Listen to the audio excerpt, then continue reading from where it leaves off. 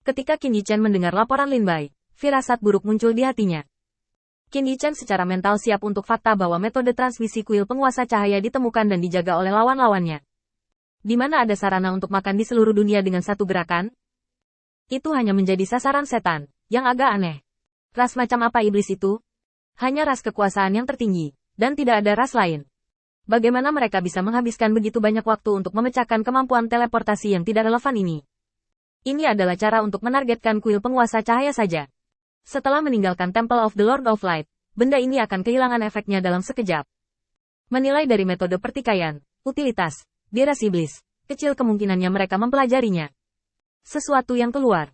Sebaliknya, lebih seperti mendapatkan bimbingan dari orang besar, lalu mengaturnya dengan lancar.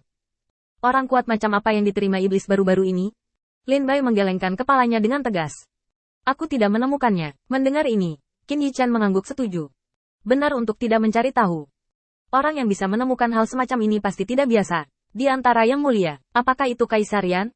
Satu-satunya orang yang dapat dipastikan oleh Qin Yichen adalah satu-satunya orang yang memiliki kemampuan untuk memecahkan metode transmisi kuil Raja Cahaya, dan yang memiliki sedikit kebencian padanya.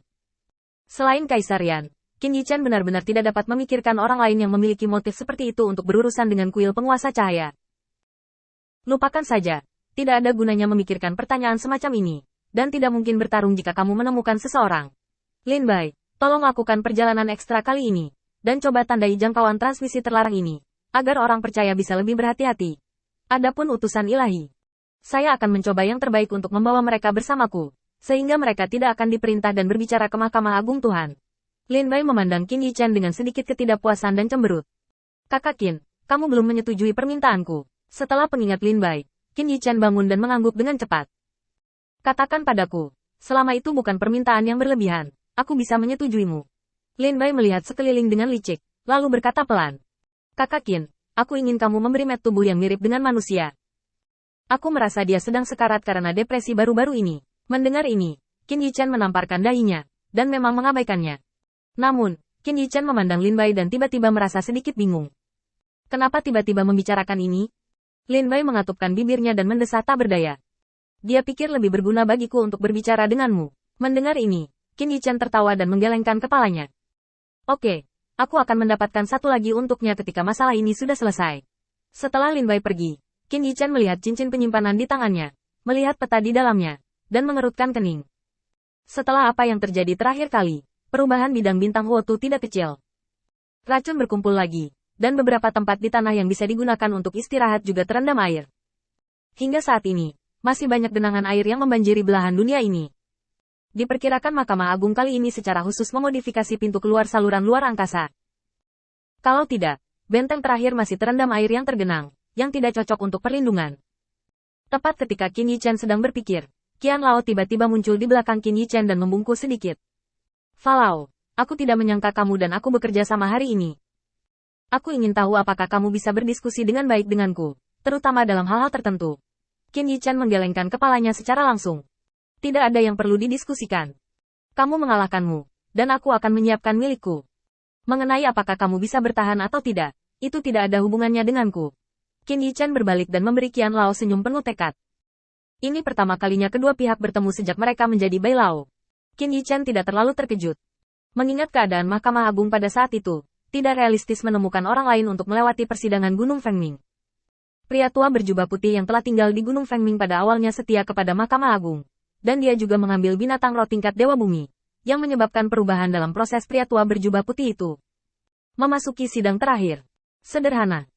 Dengan bantuan Kaisar Salju, Qin Yichen menyelesaikan persidangan, dan lelaki tua berjubah putih mendapat dukungan dari Mahkamah Agung, jadi tidak sulit untuk melewati level terakhir.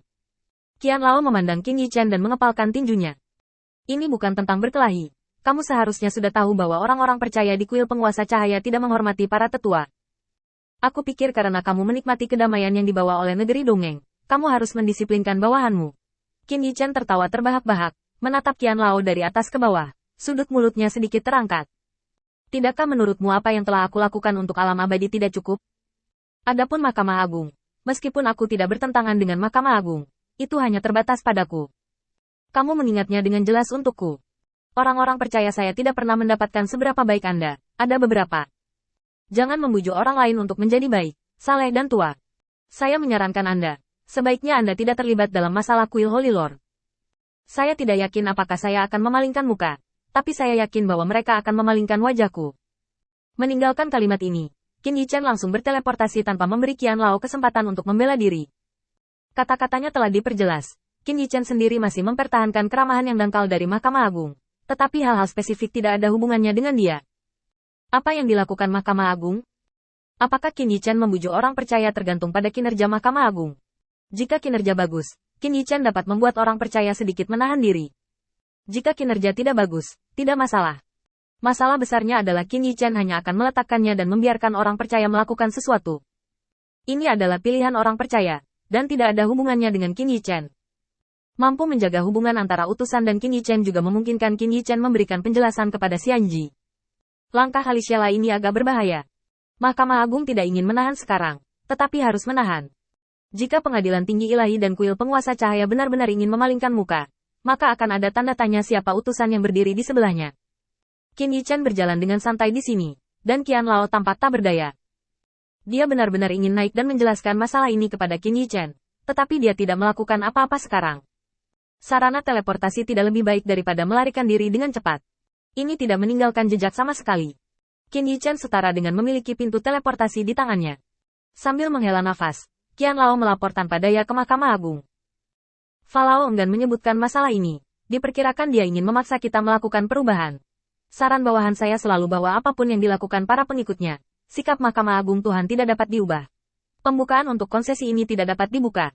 Setelah konsesi dibuat, tekanan dari masalah ini akan berada di Mahkamah Agung saya. Jika kami tidak mundur, maka kami dan Kuil Penguasa Cahaya akan berbagi tekanan ini secara setara.